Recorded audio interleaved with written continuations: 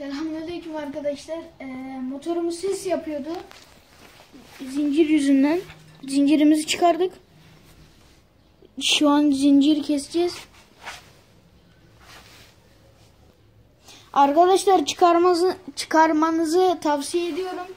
Çok ses yapıyor. Bir de hızla bir alakası var arkadaşlar. Şu an yağ gibi gidiyor. Bunu söktük.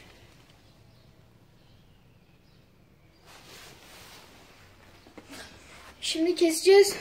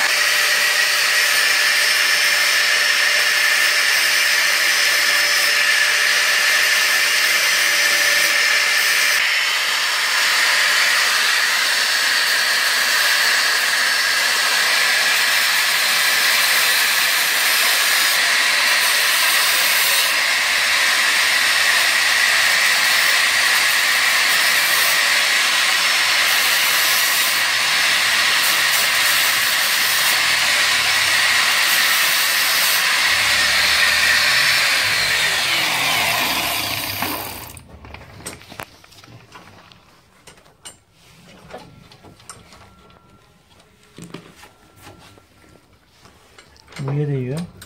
Aynen.